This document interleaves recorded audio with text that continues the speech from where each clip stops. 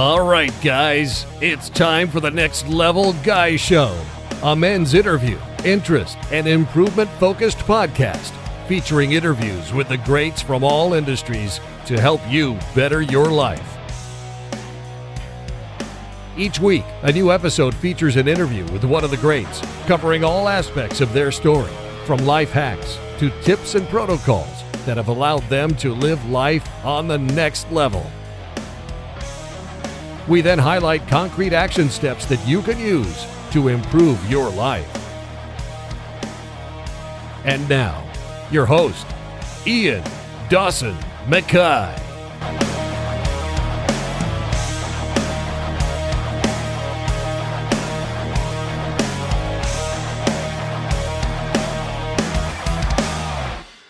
And today's guest is Mat Fraser. Mat is an American Professional CrossFit Athlete with the mantra of hard work pays off, HWPO. He's the most decorated and dominant athlete in the history of CrossFit. He's the only CrossFit athlete in history to win 5 consecutive CrossFit Games Titles as the fittest man on earth from 2016 to 2020, as well as finish on the podium 7 consecutive times from 2014 to 2020.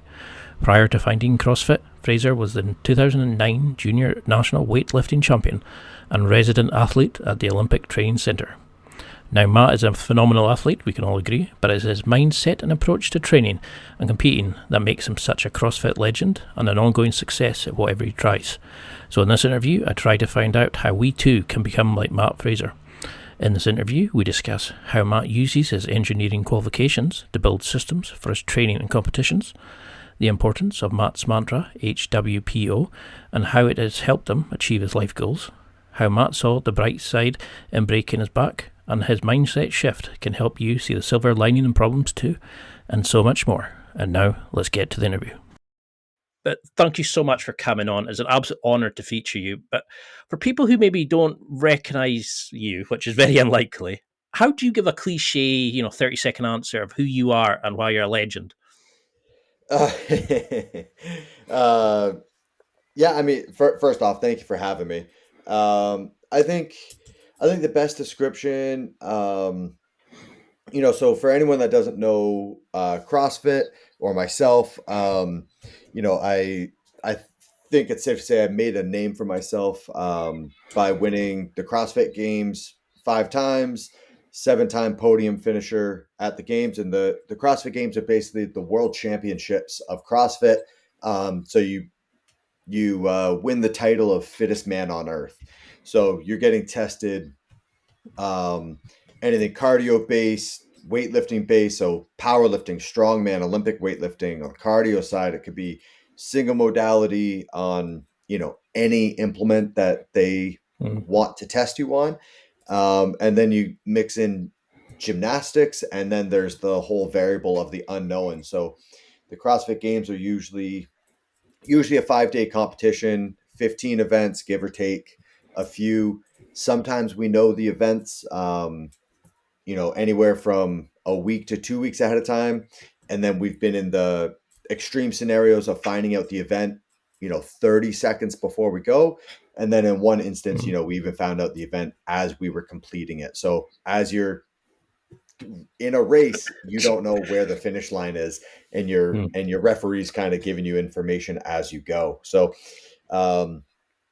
tested anything from a 1 rep max lift, which, is taking, 1 second, 2 seconds long, to we've done 3-hour events like a marathon row on the Concept 2 rower. So 42,000 meters, and, and then anything in between, it's quite the test. Because that's why I was so keen to have you on, because to do something like I watched the Arnolds and it was phenomenal. It was tiring watching it. Never mind actually sitting and competing in it. But to say that you've won it 5 times in a row is a phenomenal achievement. But I know if I did your workout and I ate like you, I wouldn't get anywhere. I'd be just a fat, sweaty mess. I'm really interested in your hard work pays off, that mentality that seems to drive you as a person. Do you think initially your parents were figure skaters in the Olympics? Do you think you're always destined to be this, or was there another path for young Mat when back in the day? No, I mean my parents. So My parents were pairs freestyle figure skaters. They started skating together when they were 18, 19 years old, and they competed in the 76 Olympics. Then they went on, they won a couple world championship titles once they turned pro. Um, so, obviously, there's the potential for an athletic background. Um, but growing up, like my brother and I never saw them skate. They never pushed athletics on us, anything like Mm. that. Basically, the only rule was we had to do something, some structured activity after school. Didn't have to be sports, music, art, whatever we wanted. So, my brother went the musical route. Always in a band, always in theater club, and he got the exact same support that I got when I started pursuing Olympic weightlifting. Any Mm. competition. Usually my brother was there with my parents, and the same when my brother had a theater production, I was sitting in the crowd with my parents, and um, they wanted to instill like a good work ethic into us, and then if we signed up for a soccer season or signed up for a theater production, even if 2 weeks in we're like, dude, I hate this. It's like, all right, well, you signed up, other people are relying on you, like you're part of a Mm. team, you need to fulfill your commitment. um, and I don't through middle school and high school I did Olympic style weightlifting, really couldn't be much more different than figure skating. And I think That's my parents were just happy that my brother and I were applying our potential towards something. They didn't care that it was what they were experts in. because I mean, when you started weightlifting, I think you had the injury, but before that, you were giving it balls to the wall. You were obsessive about it. You were living in the Olympic Center. You know, when you had that initial injury, how did you you broke the was it L5 and L4 in your back? How I on broke my L5 was it L5 in two L5? spots. Yeah.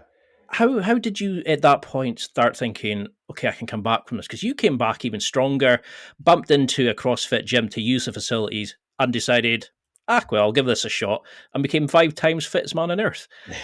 It's Yeah. not So the usual yeah, path to this. yeah.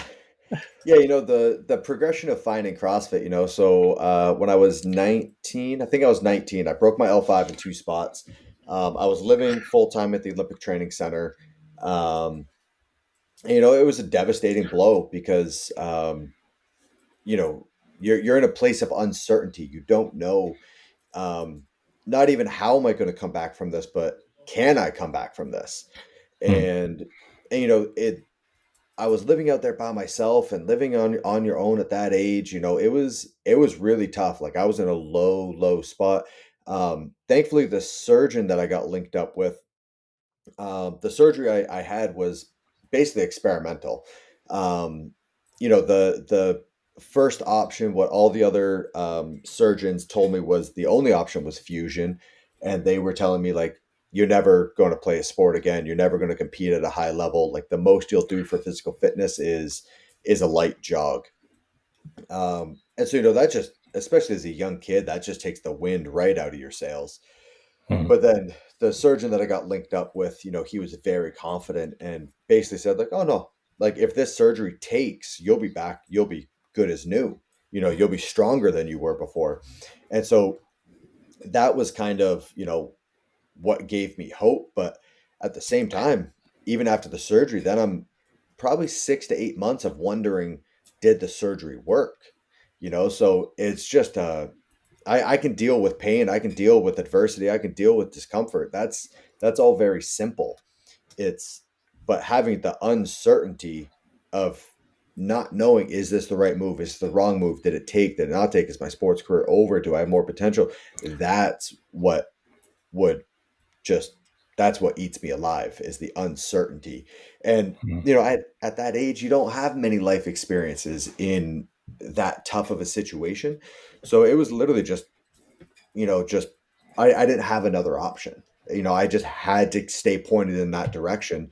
Otherwise, the only other option was just give up. And I didn't know if I was going in the right direction, but I wasn't sitting still. I wasn't accepting defeat. So I just kind of kept chugging.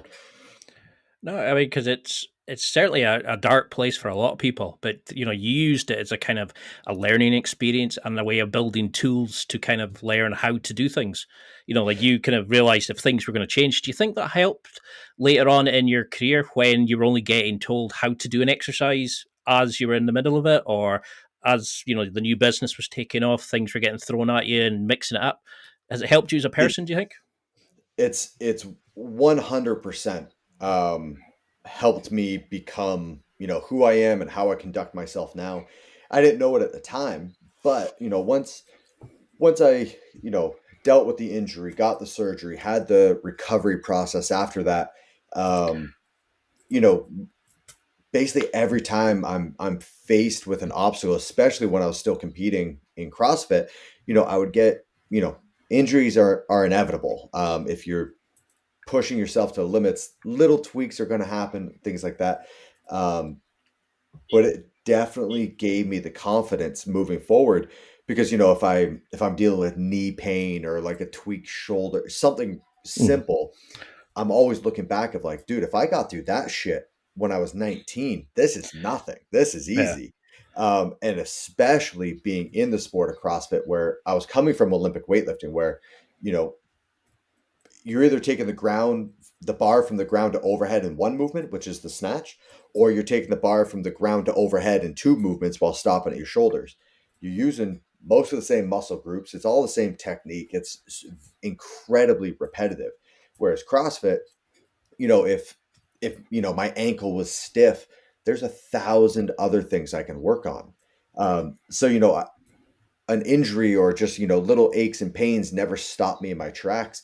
And so having the combination of those two things of like now I have unlimited variability in what I can train, and the fact that I went through this previous life experience and I'm like, dude, if that shit didn't derail me, nothing will. Mm. It's and then the confidence side of it as well of looking at how low I was and how hopeless I was when I had my back injury, of the situation of not even knowing, you know, how am I going to recover, but can I recover from this? Now applying that forward of like, dude, I was that low not that many years ago, and I'm psyched with where I am now. So any obstacle or problem that comes up now, I'm like, oh man, I wonder what the silver lining of this is going to be in 2 years' time or 3 years' time. Um, so, even in moments where, in my CrossFit career where I was dealing with something that put me at a low point, obviously upset, obviously, struggling to figure out what is the best path to recover from this, but having that confidence behind me of knowing it will be okay. Mm. I don't know if it's going to be okay in a week, a month, a year. I don't know how it's going to be okay, but if I give this enough time and I keep working towards it, like the silver lining will show itself. And of course it did through my competitive CrossFit career time and time again. It's an awesome way to look at it because I mean, a lot of times people just crumble at the first sign of adversity. Mhm. We're not really challenged in today's life. I always say you can order a date online, you can order food online, you can order a taxi. It's you don't really get pushed anymore, and I, I I think. mean, problems are relative. I talk about this all the time. Of if I'm in peak training, I have nothing else going on in my life. Like I concern myself with training and prepping for training and competing, and that's Mm, it. In that moment, if I get a hangnail, like I'm like, oh my god, this is terrible. Um, but I always need to step back and look at it like I have a roof over my head. I have a full belly. I have people around me that love me. I'm like all these other things. And it's like, oh, my problems are relative because this is what I'm focused on. And I have mm, something going on that's stopping me from it. Um, so, depending on times in the season, um, different things come up that kind of put things in perspective. I can be bitching and moaning about like, oh, my ankle stiff. I have a hangnail. Whatever it is, training's not going my way. And then you have a real life problem come up of a loved one is dealing with health issues, and it's like, oh my god, none of this other shit matters. Like this is mm. this is what I need to focus on. I mean, do you think I mean, you studied engineering. at your university while you're doing CrossFit, as you do. You always seem to need another extra challenge. Do you think that kind of engineering approach helped you? That when you went to do, like suddenly you realize you had no gas tank when you were lifting and doing CrossFit. Mhm. I did that when I went to jiu-jitsu. I was like, hey, wait a minute here. What do you mean I need to run as well? I need to last more than 5 minutes because I used to deadlift and power lift, and suddenly you've got to move as well. Do you Yeah. think that engineering approach helped you? That you were looking at your body and thinking, how can I make this system more efficient? How can I make this process work better for me? 100%, and in multiple different aspects. So basically, mechanical engineering degree is just you have a certificate that's proving to your future employer that you are a really, really good problem solver. Mm. Early on engineering, you're assuming everything is an ideal situation. So you're you're ignoring energy loss to heat, you're ignoring energy loss to friction, you're like all these different things. And then once you start getting, and then you see like a problem, the answer given that everything is running in an ideal world where you're not, friction isn't a thing, heat loss isn't anything like that.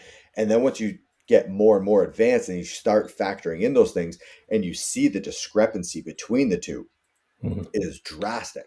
And so basically it's what it's teaching you is you know how many different variables apply to the end result.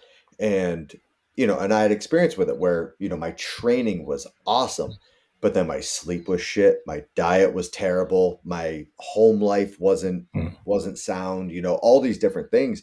And you see the effect that they have. And so basically taking it like an engineering problem, then this problem of becoming the best at CrossFit and seeing how all these different variables play in. So there's that aspect of it, but then there's also looking at your body very objectively. Like your body is just a bunch of levers.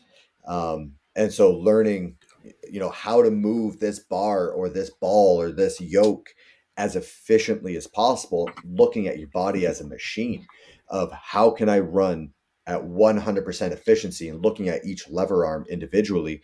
Um, and then there's just the math computing side of things. When you're running intervals on the track or doing intervals on the rower, and you're a quarter of the way through, and you're like, okay, I'm 2 seconds ahead of pace now. If I'm diminishing on my output as I progress through the next 8 minutes, how much can I afford to drop off? Or if you're behind on a track interval, it's like, hey, all right, I'm 3 seconds behind, then I have three more 400s. How much time do I need to make up for each one?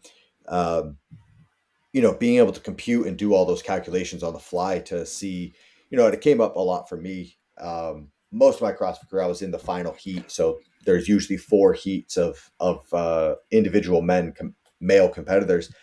And, if somebody in the first heat got the top time, well, I know I'm going into my heat knowing the time I need to beat. And I'm able to Mm. do, uh, you know, check up on my pacing mid workout. So, if I'm after 2 rounds of a 7 round workout and I'm like, okay, I'm at this time and I need to beat this time, how much time can I afford per round after this? And so, it definitely played a huge, huge role into how I competed and how I trained.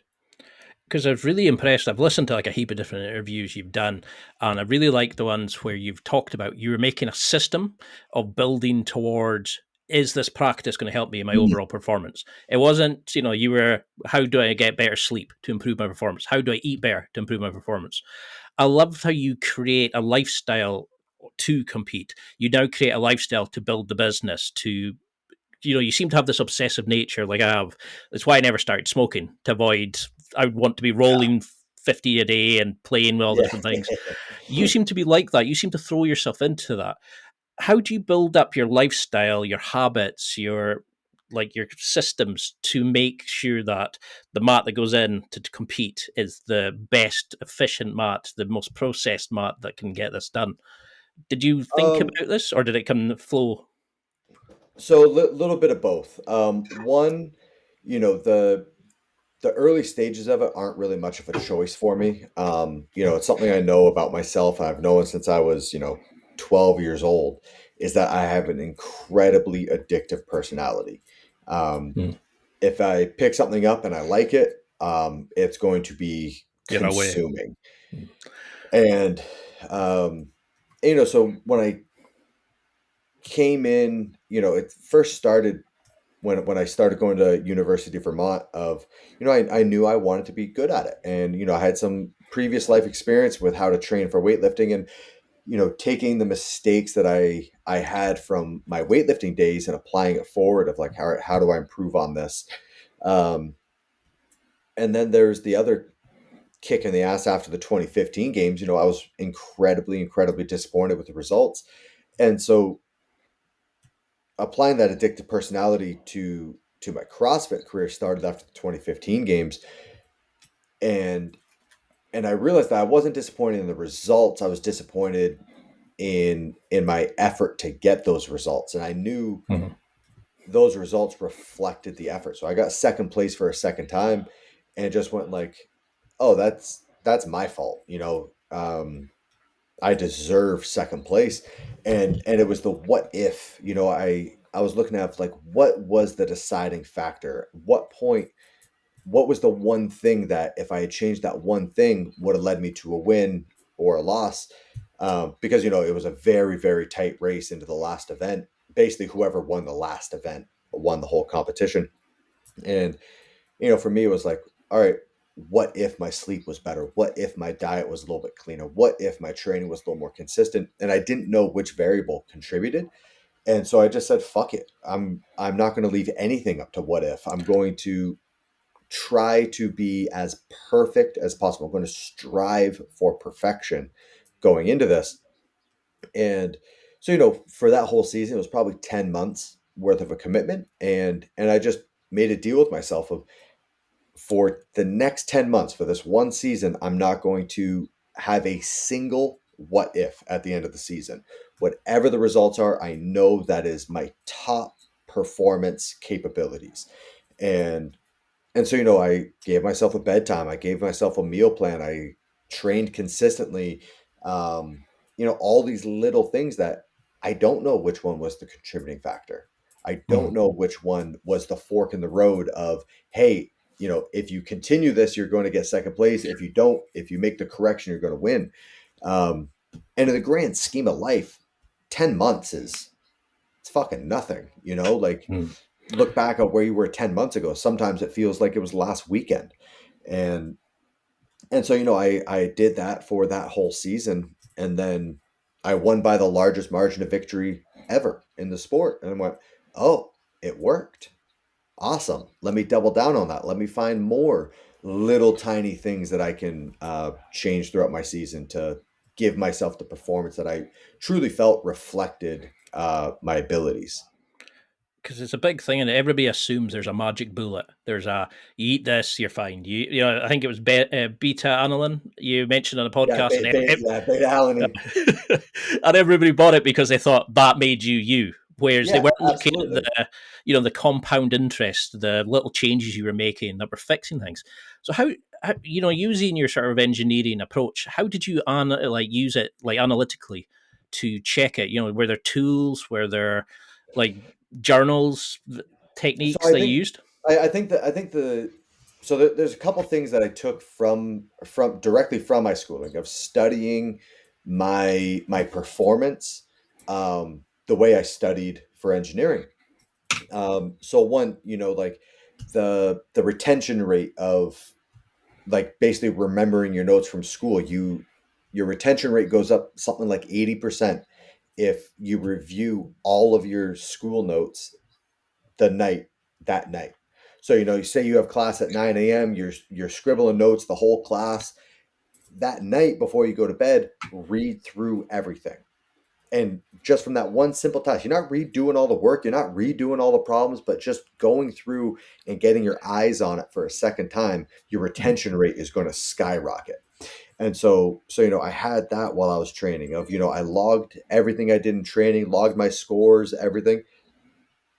Um, I would go through and that night review all of my training just to get eyes on it again.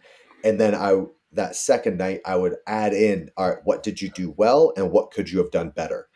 And one sentence, a couple words, I would look at a Metcon and go, all right, once I finished that workout, I realized I could have held onto the bar for another couple reps before breaking up my set, or I could have done a couple more ring muscle ups, or I should have broken up a little bit sooner. My paces fell off by the end.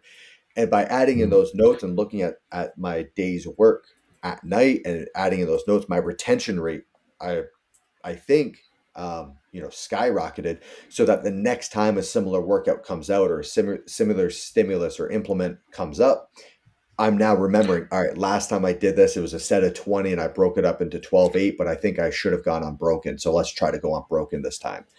The other part was breaking down the entire year into basically daily steps of looking at, okay, when I go to the games this year in August, I want to have, let's say a 300-pound snatch, a 375 clean and jerk. I want a back squat 485. I want to pull, a 138 average 2K, whatever the numbers are that I'm looking for. And then looking at that, okay, that's where I want to be in 10 months. What do I need to do in 9 months to make sure I'm where I'm at in 10, 8, 7, 6, all the way down, and then breaking it down to all the way to a weekly basis, a daily basis. Because if I'm going into the gym every single day, going, my only goal for the season is to win the CrossFit Games, I'm going to be leaving my training session every single day a failure, because I'm going to leave the gym and go, did I win the CrossFit Games today? Nope. Boom, today was a failure. So breaking it down, not only just so I had a daily dose of instant gratification, I can check a box of, okay, I did what I needed to today, so I can be where I want to be in 10 months from now. And it's just a daily dose of gratification of giving yourself these little tiny baby steps, and those little tiny baby steps every single day. Once you compound those over a year and then season and season, back to back, they compound drastically. I love that kind of approach. It's because everybody assumes it's like, oh, you start doing deadlifts, that's going to make you a superstar. You do this, it's going to make you a superstar. It's the little methods you're changing. And this is why I'm so keen to have you on, because it's hard not to sit and take notes. I keep forgetting I'm to ask the next question because I've listened to so many of your interviews where I think, what is it? You said in the GQ interview, for example, I've been fortunate enough to overcome some obstacles over the years. So I feel like I have a good perspective when life deals me a card I wasn't expected. I have the tools in place to overcome it and the mental tricks that go along with it. And you've talked in other interviews about the body language you would bring into your competition. So you would probably almost like win the race before it had started, or the methods you used for your training. You seek out coaches and experts to help you in certain areas. How do you start breaking down like the calisthenics, the plyometrics, the Olympic lifting, all these different things? How do you start working with It's people to become the best? so it's basically just a giant game of Tetris. When you're looking at, how many different movements, implements, time domains that we need to train for, you know, you're busy all day. So it's basically playing a giant game of Tetris, and Yep. then after every competition, looking at reviewing your performance. So I went to an extreme of, if I won an event at the games, I basically stopped training that. So if I went into an Olympic weightlifting event and I win the snatch, well, basically, I'm going to throttle back drastically on the time and effort that I'm putting into that movement, um, because you don't get more points for winning by more. Hmm. So your performance is scored relative to other people. So if I'm say there's an event where it's a 1 mile for time, it's a mile time trial, and I get 5 minutes flat, and the second place was 5:30. Well, I don't get more points. I should have run a 5:29 mile, save some energy, because it doesn't matter how much you win an individual event by, it's the same points.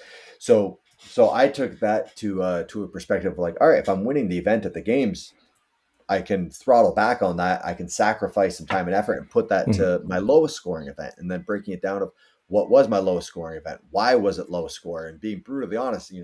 There are instances where you felt like you had a bad judge or something like that, and you're like, no, I know I'm really good at that, but my equipment faulted or my judge was giving me a hard time, whatever it was. That it's rarely the case, but looking at it very objectively and going, okay, do I need to apply more time there? What about it? Was it the implement itself? Was it the stimulus? Was it the time domain? All these different factors, and looking at what do I need to change moving forward to make sure that that doesn't happen again. Because you've said your biggest sort of fear is not, utilizing your full potential and things, and you always seem to want to, no matter what it is, I'm going to do the best business, I'm going to do the best relationship, the best friendship, the best whatever it is. Do you think that has, because you've tied your personality, your identity into that rather than you're the fittest man on earth, so you don't lose that identity when you finish, that you can use this approach to like, I just need to work on this. Oh, that's a weakness. I'm going to work on that. You're not thinking, oh, I need to be better than him to keep this persona up. Have you?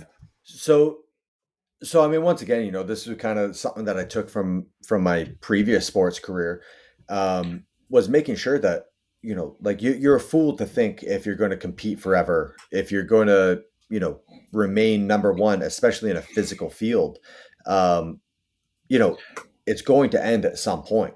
Hmm. So I had a couple different experiences with it. One, I watched my parents. My parents were Olympians, multiple time world champions after they turned pro. Um, and then, but I know them as mom and dad. I don't know them as Candy Jones and Don Fraser, the figure skaters. And I'm willing to bet if you ask them, like, hey, what's your pride and joy? Like, what are you most proud of in your life? It's probably not their sports career. My mom went on to, be a family physician. They raised two kids that I hope they're pretty psyched on. Um, and then, so that was my example. They had this tremendous sports career, but I knew them as mom and dad.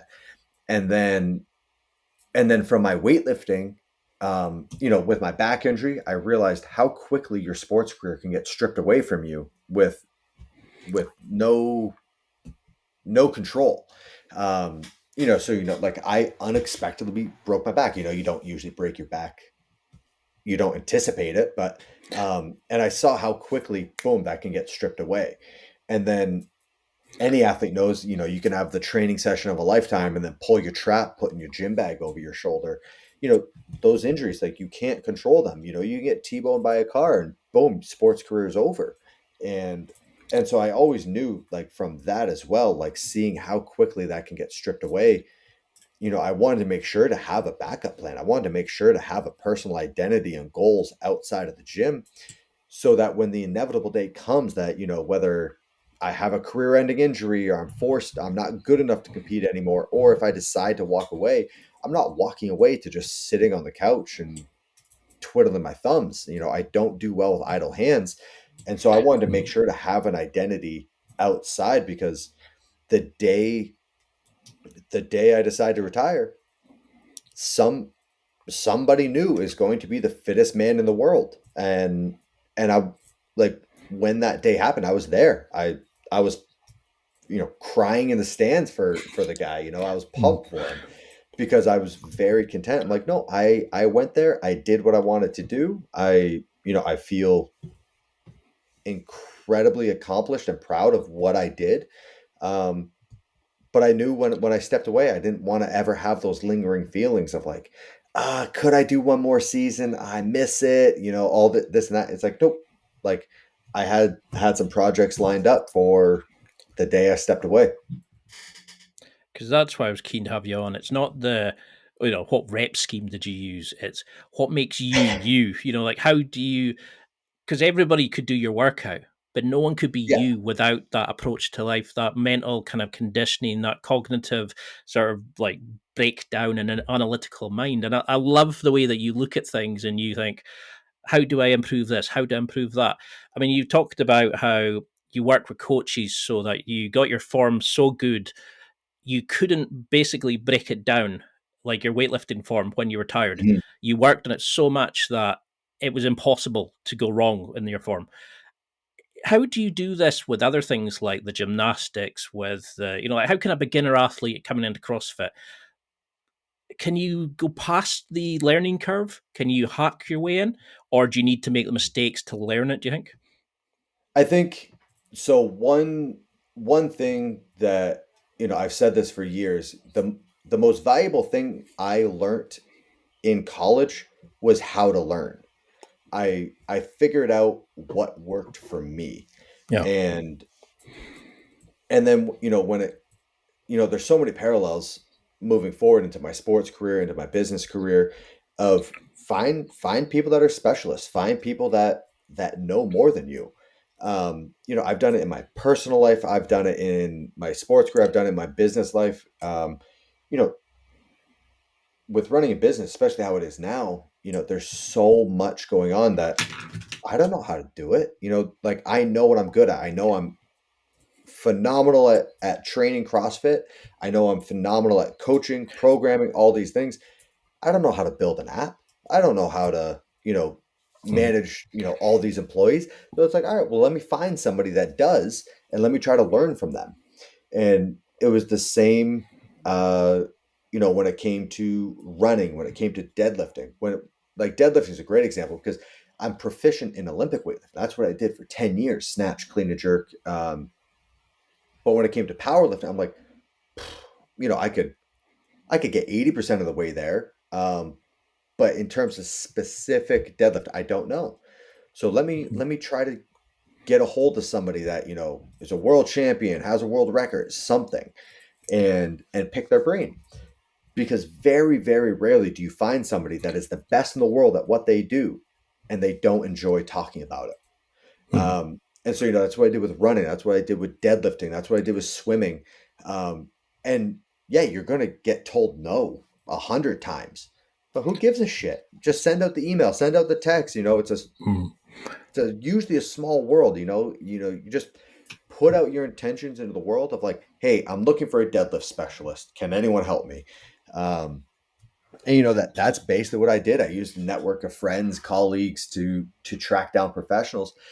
And there's literally the same as what I do for hobbies. I love coffee. What just start searching hashtag espresso on Instagram and start sending out DMs. Like if somebody has something that you want, somebody has that knowledge on how to make the perfect shot of espresso. Well, they've put in the time, they've put in the effort. They're professional at it, and they're passionate about it. And very rarely do you find someone that's the best at what they do and they don't want to chit chat about it with you. And so, Mhm. that's where Instagram is just like the craziest tool of like networking of, yeah, like you might send out 10 DMs to 10 people that all have a trait that you are striving towards, and 9 might not read it, but then all you need is that one to answer back and, start chit chatting, build that relationship and then start asking questions. It's time for a quick break.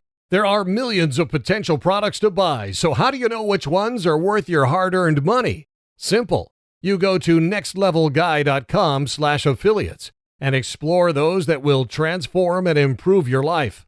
You'll find deals, listener exclusives, and special offers with some great companies. Recommendations are 100% honest and only on items Ian has tried or believes in. The companies showcased will make you a better man in all areas of your life. Simply go to nextlevelguy.com/affiliates and level up. It's what I did with the podcast. I was so interested in certain things, Yeah. knew I didn't know, and I was like, I'll ask that expert, and it is phenomenal. And I love that how you're like in your your hard work pays off business. You're bringing in all these experts, you're creating new systems, asking people what they want, and you're building from there. Do you find that? I mean, I think you got it tattooed on yourself, the serenity prayer, the control Yeah. the controllables. I find a lot of top performers just go, okay, that's what I focus on. I'll get other experts in to do this. Do you control the controllables and delegate the others? Is this the engineering mindset coming in as well? Yeah, I mean, my whole life, I say the serenity prayer to myself, 20 times a day. Mhm. And a lot of times, when you're faced with a tough situation, it's so easy to go, oh, well, if he didn't send that email, if she didn't say that to that person, if this person would just do what I told them to do. Yeah, it's very easy to point the finger at what everyone else is doing wrong, but that doesn't resolve the problem. So you have to look at, all right, I'm clearly in a situation right now that I don't want to be in. What can I do to get myself out of it?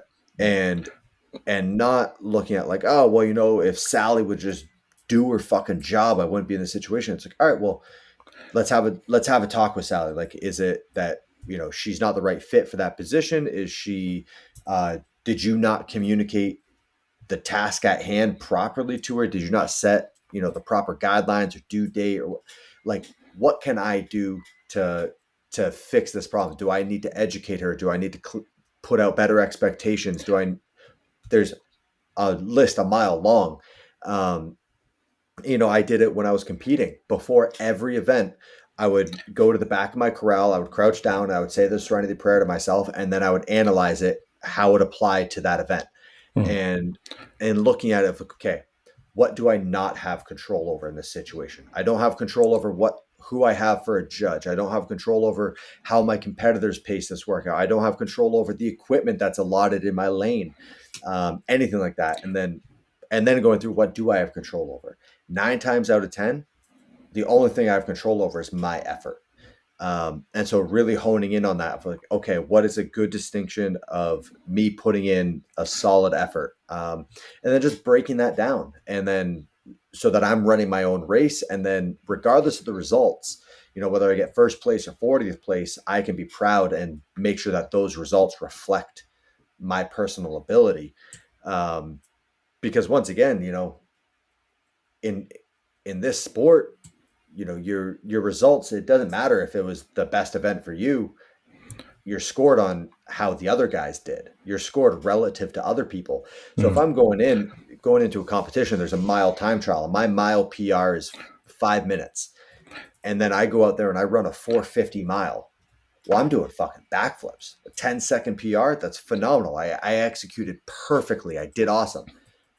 Well, if 39 other guys that day all decide to run a 430 mile, well, am I now disappointed in my effort and in my results? Fuck no. I executed perfectly. I got a personal record. I could not have done better. And so making sure that I'm executing so that I'm proud of my results at the end of the day. And the hope is that if I execute perfectly, that it puts me at the top of the podium, but I have very little control over that. I love that way that you look at it, because you've talked in other interviews about how, you kind of fixed the things you knew that were going wrong. You looked and said, okay, I need to work on that. I need to fix that.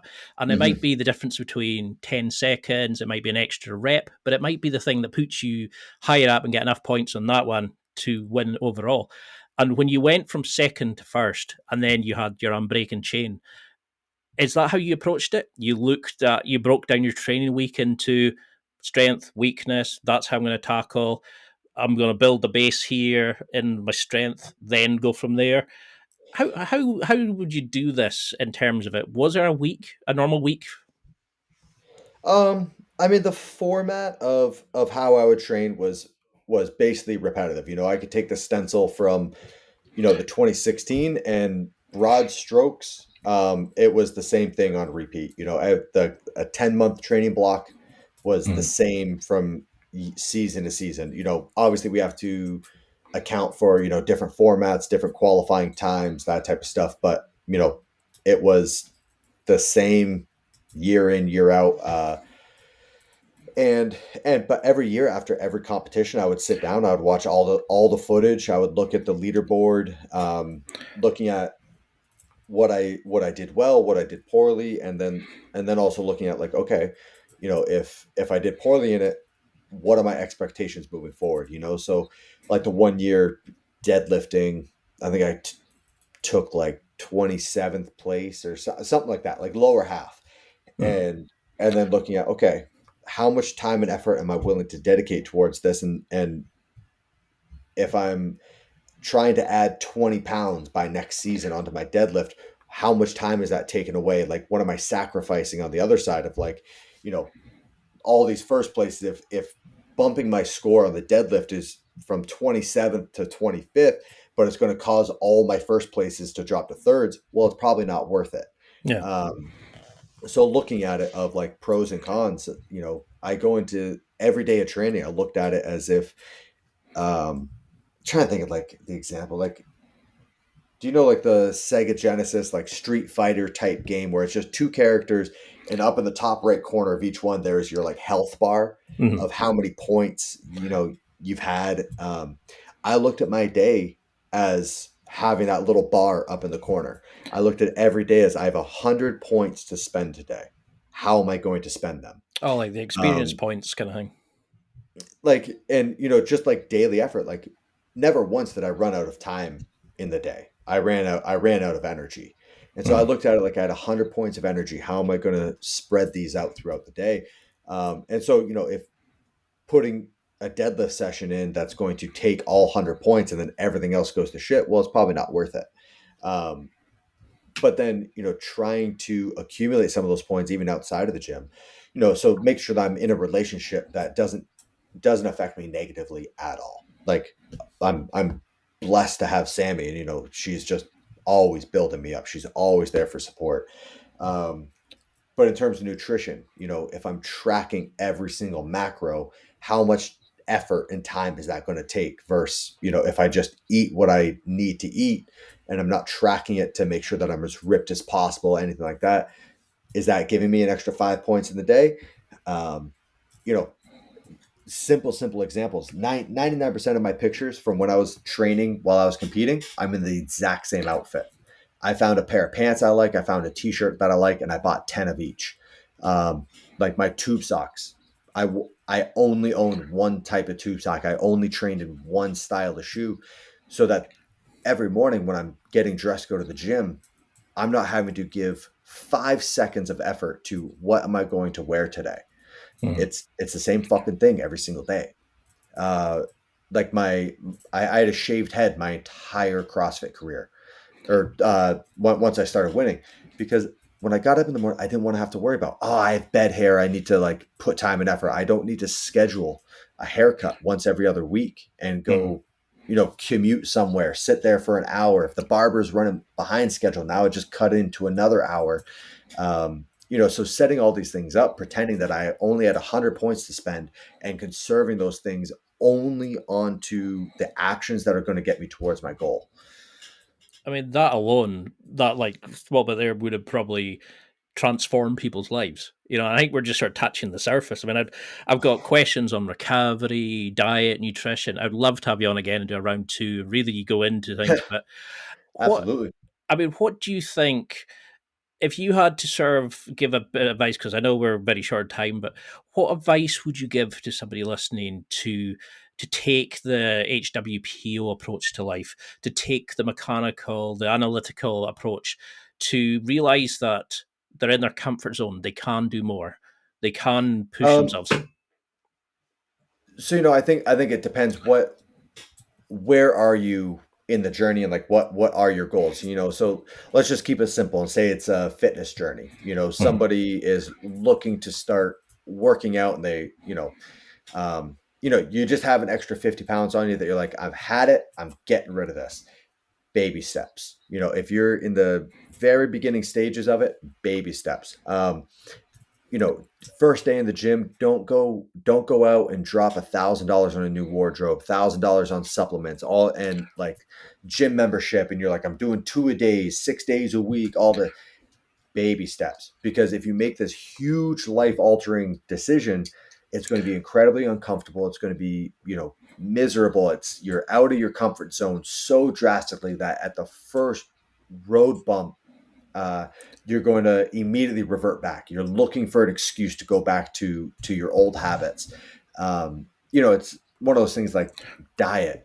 Somebody can be on a super super strict diet, and the first time they go to a wedding, and it's catered, and they're like, "Oh, I don't have my own food. This isn't the best food. Mm. Well, screw it. It's Friday. I'm just going to blow it out, and then I'm going to have dessert." And then Saturday, Sunday roll around, and you're like, well, I already screwed up on Friday's diet. Might as well get my money's worth Saturday, Sunday. Been And there. then you're just derailed. Mm. Little changes. So like if you drink a 6 pack of soda a day, it's like, don't just go cold turkey and have like withdrawals from it and be miserable because you're not having your 6 pack of whatever. It's like, cut it down to 3. And then once 3 becomes normal, then cut it down to 1. And then when 1 becomes normal, now it's a once a week type thing. Um, my buddy that started coming here to work out, he first day of training, I think we did like a 16-minute EMOM. It may have even been a 12-minute EMOM. And then I was like, okay, go home. And he's like, what? That's it? I'm like, yeah. Like let's do a 16-minute EMOM for a week or 2 weeks until it becomes normal. We don't want that Mm. as association to be daunting of like, oh shit, I need to go to the gym. It's going to be 3 hours. I'm going to be in pain the whole time. Like this is going to be miserable. So you're almost looking for an excuse to stop. But little changes, like just like I've had it where I was coming back into training after a month off season, and my first 3 days back, I just went to the gym. I didn't even train. I literally just went there. I was like, all right, you have to stay Mm. there for 30 minutes, just get back in the routine of the commute there, get back in the routine of hanging out with your buddies, all this type of stuff. Then the next week, it was like, all right, just bench press and curls and pull ups, very keep my heart rate low. I'm just getting back into the gym, getting back into the habit of getting the bar out of the rack, loading the bar, having some tough sets. Very, very simple leading back in. And this is like after 10 years of Olympic weightlifting, 10 years of competitive CrossFit. It was just super, super basic, easy shit. So, baby steps. And once that baby step becomes the new norm, then add on a little bit extra. And do you have a kind of like a mental approach, like a mantra or like a boss switch that you put on when you're going to compete? Where does the intensity come from, or do you just enjoy yourself that match and fall back on the training? How do you mentally go into the competitions and things like that? Um, so for me, it was definitely a unique situation. The motivators that I use probably don't apply to most people. So I think, and that's another important part is that find your motivation, find your carrot at the end of the stick. Mm. For me, it was like I didn't care what my social life looked like. I didn't care what my body looked like. I didn't care fucking anything. My singular goal was to win the games, and that was for a very unique situation. Early on, I made the decision to structure all my contracts so that they were heavily, heavily weighted on the CrossFit Games. So for me, it was looking at it of like, okay, I don't care how unhappy I am, miserable I am, how much it hurts. Nothing. Like that's all opinion. I'm here to win because I knew what was on the line. And I knew like, all right, this is going to have an effect on me for the rest of my life. What story do I want to tell? What future do I want to provide for myself and my family? Mm. Um, and and for me, it was I wanted like once you have a championship, nobody takes it away from you. Like somebody can beat all my records, somebody can, win 6 in a row or win by more points or whatever it is. Um, but forever and always, I'll be the 5-time world champion. Um, Mm. and, so I wanted to make sure that, I once I had those gold medals, I had them forever. But then, I wanted to live the rest of my life as a champion. There's that Muhammad Ali quote of like, suffer now and live the rest of your life as a champion. And I took that to heart. So I think the big thing is identifying what is your goal. Is it to look better? Is it to, be consistent? Is it to create new habits? Is it to win? Is it to become dominant? But then you also have to weigh the pros and cons of like, all right, well, what am I sacrificing?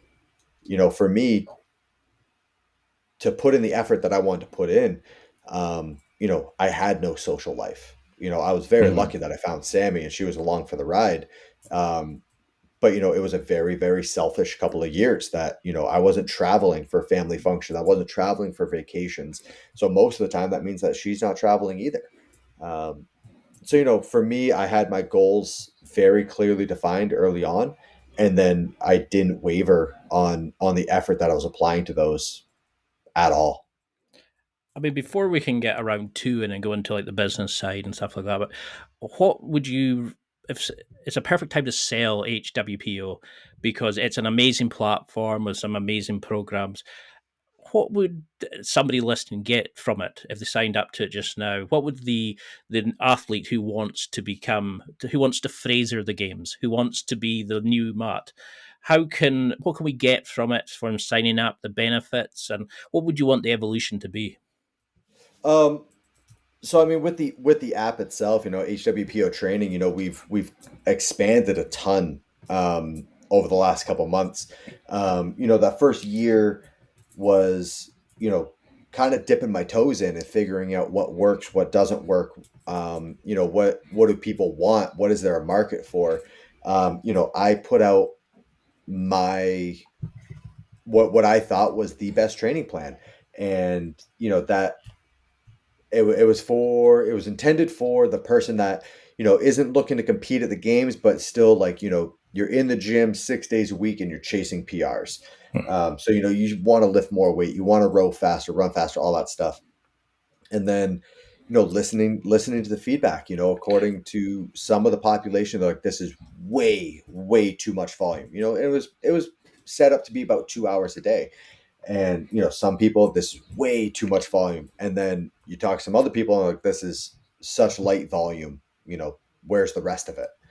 And so we listened to that feedback, and we created two more tracks. So we made the pro track that is 2 sessions per day, probably 2.5 hours per session. And then we made the 60-minute track, where you can be in the gym by yourself and be held accountable by all the different time domains, and you're in and out of the gym in 1 hour, start to finish. And then, we heard people like, hey, I have limited equipment, or I have no interest in lifting barbells, anything like that. So we made a sweat track where it's no barbells, no high skill gymnastics. There's no progressions that it follows throughout the season. It's just a 45-minute daily sweat and get healthy. So we're always expanding. We're always trying to provide the best service possible for the customers. But I think the big thing that I take a lot of pride in is it's not the instant gratification. It's not every day work up to a heavy single, or run as fast as you can, pull as hard as you can on the rower. There's very, very little of that. And anytime there's a 1 rep max, there's usually, at least 10 to 12 weeks of progressions leading up to that point. So especially with the HWPO flagship track, I put a ton of emphasis on pulling the skill level down and working on the foundation, so that moving forward, you have a better foundation. So something as simple as pull-ups. When you compete in CrossFit, it's a almost mandatory that you have to do kipping pull-ups or butterfly pull-ups to speed up your cycle rate. But I always saw that how many people became dependent on that kip. And so instead of the kit being there for assistance and making it easier, it was a requirement. They couldn't complete the rep without it. So I want to provide a great foundation. So it's not just lifting heavy. We're doing higher volume, lighter weight, and then tapering up to a 1 rep max. The same thing with the gymnastics work. We're constantly doing accessory work and strict movements, scaled movements, to build the proper foundation, so that moving forward, you have that strength there, and so then you can keep building off of it. I love it. I love how it's that analytical. It's the mechanical part of your brain again. It's okay, taking a business, I'm looking for feedback. How do I improve the lever? How do I make the system better? Like everything you're doing. And it's such an amazing legacy. And I think we could talk for hours. I think we're just getting into the the nitty gritty. This is the iceberg, man. I would love, I mean, I'm honored to have you on, and I'd love to have you on again. But for people, how do we keep in touch? How do we see these amazing things you're doing? And how do we follow along in this amazing journey that you've got going on? So, the spot that me personally that I'm most active is on Instagram. Instagram handles Matthew Fraz, Matthew with 1 T. But then for everything HWPO, there's hwpotraining.com, and then you can download the app for HWPO training. So you need to sign up online and then download the app, and then there's tracks for basically every fitness level, and then we're constantly expanding. We're always working. Our next endeavor is like very sport specific things. So not just the general health and fitness well-rounded. It's for people that, they have a desire to get better at this one modality. We want to be that one-stop shop when it comes to fitness and working out and getting better. With the HWPO app, there's so much more. We have like a community group center where, there's daily videos, there's live calls, there's, we have full-time people that are in there answering questions, so that no matter what track you're on, what question you have, even if it's someone else has asked it 100 times already, you can ask the question and get a personalized response for it. But yeah, I'd say that's between the HWPO training and my personal Instagram. That's where I'm going to be most active. And the feed in the Fraser looks, the food in there was amazing. If you want to tag along with Sam, she just released her first cookbook a couple months ago. She has her Instagram handle, Feeding the Frasers. And, I was so lucky. It was like having a cheat code on deck of just her cooking for me all the time. And that's what it started as, was, just a digital menu for myself. So when I'm leaving for training and she's like, hey, what do you want for dinner? I can pull up her Instagram page and just kind of scroll through and be like, let's do this. And then, so many people that are striving to be fitter and better want to bring in every aspect, and diet is a huge aspect of it. So they wanted to see what I was doing. And then it just got so popular. She turned that into a full-time career.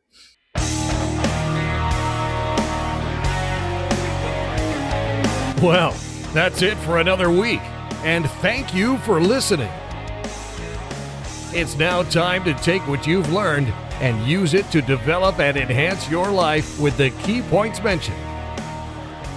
Listen, try it, embrace it, use it, and crush it.